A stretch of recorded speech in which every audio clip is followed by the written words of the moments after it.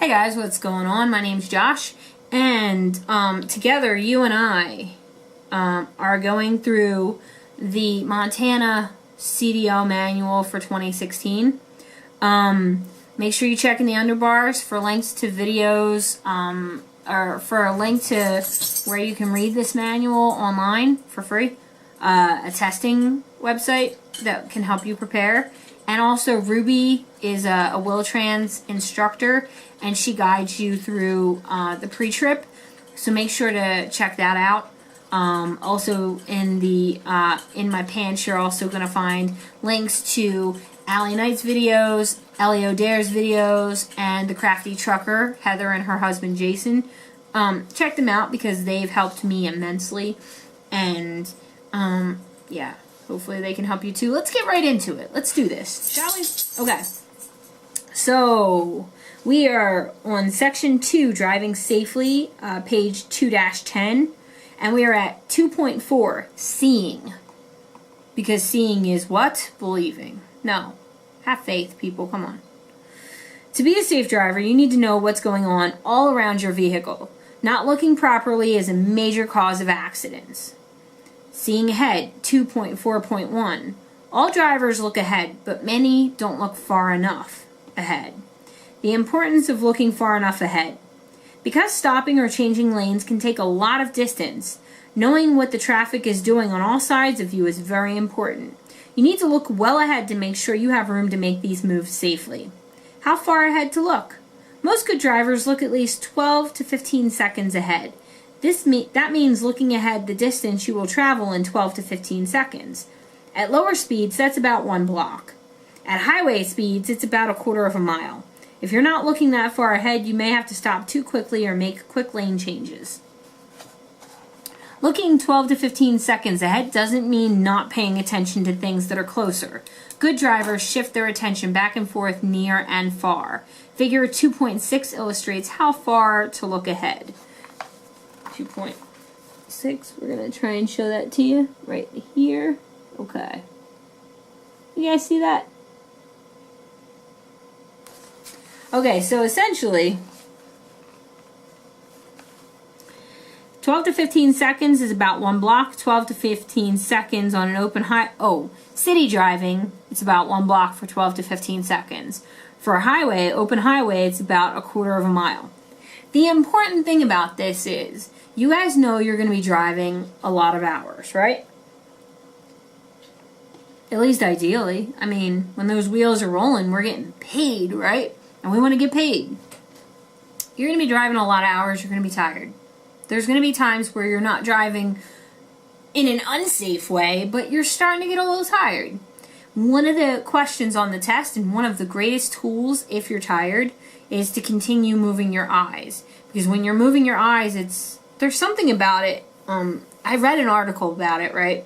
But I don't remember all of the technicalities. But there's another part of your brain when you're moving your eyes around a lot that's engaged, and it helps you stay more alert and focused. I don't know the particulars, but that's what I read. So, because everything on the internet's true. So, essentially what they want is they want us looking around. They want us looking far, looking near, checking our mirrors, you know, doing everything but checking your eyeliner in, you know, that little flippy down mirror thing. Maybe don't check your eyeliner. Look for traffic. Look for vehicles coming onto the highway, into your lane, or turning. Watch for brake lights from slowing vehicles. By seeing these things far enough ahead, you can change your speed or change lanes if necessary to avoid a problem. If a traffic light has been green for a long time, it will probably change before you get there. Start slowing down and be ready to stop. One cool thing is I know for a fact that the Peterbilts and some of the Cascadias are equipped with these sensors. It's like a radar in the front of your truck, and I think Allie and Ellie have both talked about it. But essentially, it like Lazarus for Allie, she talks about he gets nervous when anything's near him. And number one, right on for humanizing your truck. That's rad. I love it. I'm gonna do it. We'll totally be doing that. But it's true. Your vehicle, I've done a lot of research on this online because when I'm driving, different sounds can make me a little nervous. And I don't want to be nervous about different sounds when I get into a truck and I'm with my trainer, or I'm with my instructor, or I'm with the whatever. So I've tried to do a lot of preparation on this. It kind of lets you know there's things, and it can even slow your truck down for you, but it should not be the only thing slowing your truck down. You should be noticing things before your truck does, because you're a human. Don't let the machine be better at you. It's like that computer that beats everyone at chess. Nobody likes that computer. I don't think. What else? There was something else I wanted to say.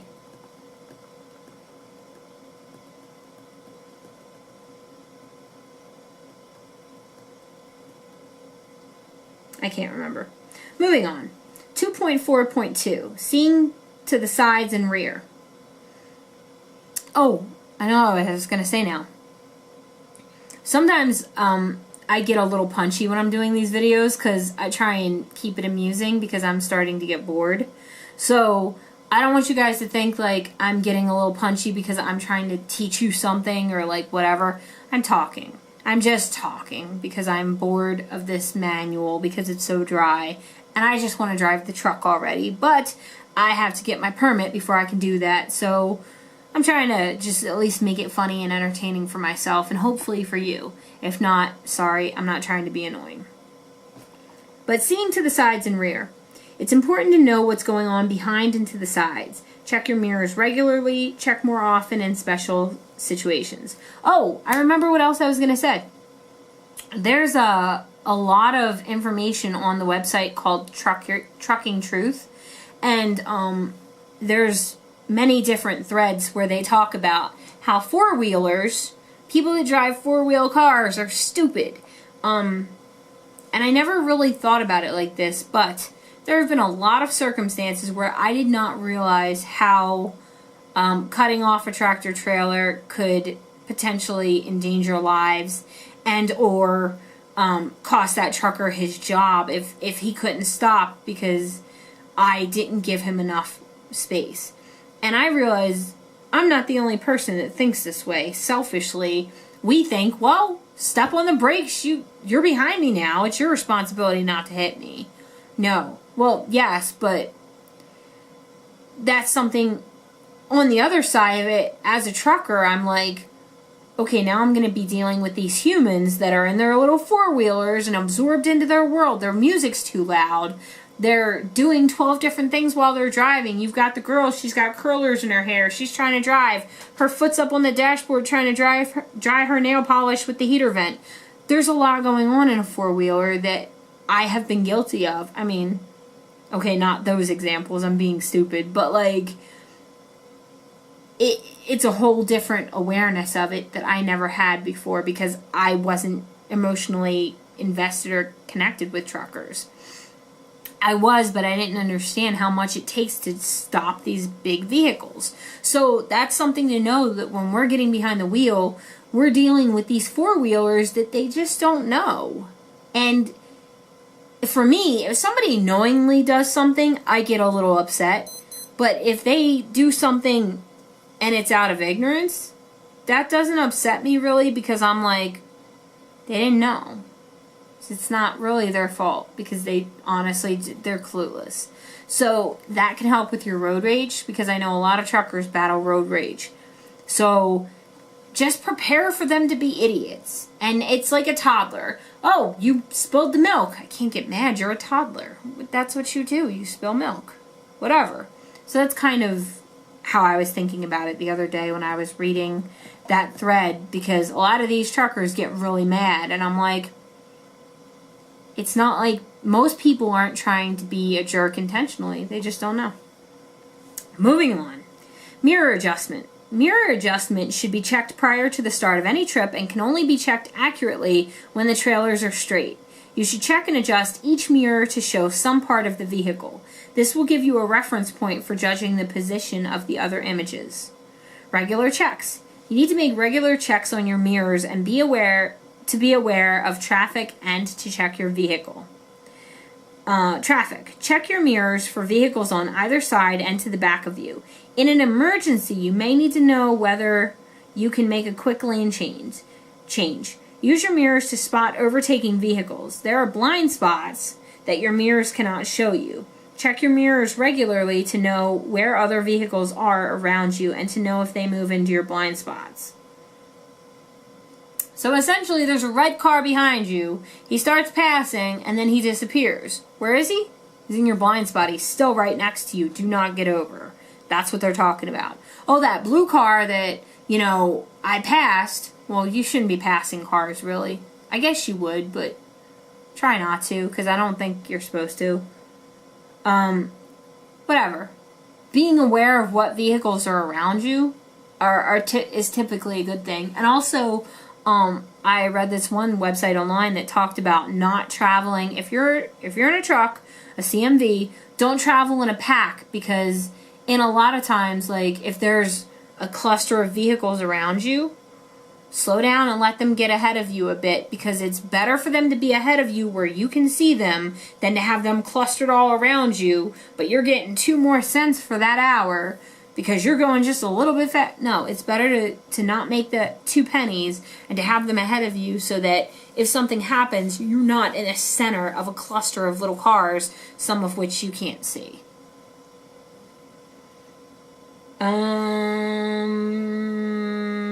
Okay. Check your vehicle. Use the mirrors to keep an eye on your tires. It's one way to spot a tire fire. If you're carrying open cargo, you can use the mirrors to check it. Look for loose straps, ropes, or chains. Watch for a flapping or billowing tarp, or ballooning tarp. Special situations. Special situations may require more than regular mirror checks. There are lane changes. These are lane changes, turns, merges, and tight maneuvers. Lane changes. You need to check your mirrors to make sure no one is alongside you or about to pass you. Check your mirrors before you change lanes to make sure there is enough room. After you have signaled to check that no one has moved into your blind spot. Right after you start the lane change, or to double check that your path is clear. After you complete the lane change, turns. In turns, check your mirrors to make sure the rear of your vehicle will not hit anything. Merges. When merging, use your mirrors to make sure the gap in traffic is large enough for you to enter safely. Tight maneuvers. Anytime you are driving in close quarters, check your mirrors often. Make sure you have enough clearance. How to use mirrors. Use mirrors correctly by checking them quickly and understanding what you see. When you use your mirrors while driving on the road, check quickly, look back and forth between the mirrors and the road ahead. Don't focus on the mirrors for too long, otherwise you will travel quite a distance without knowing what's happening ahead. Yeah, I've actually done that in a car at times, because when you look at your mirror, if you're focused on it for too long, you can't watch both. I have a lazy eye and I can't even watch both mirror and road, so don't try it. Look back and forth quickly and build up your skill of assessing what you're seeing, because there is a difference. I was reading this on one of the websites, or maybe it was actually in here too. I think it might have been both. There's a difference between when your eyes see something and you understand it or you perceive it, and then when you actually take action, there's a gap there. And I never really realized it before, because in a car, you stomp on the brake and you're stopping. You might skid, but you're stopping.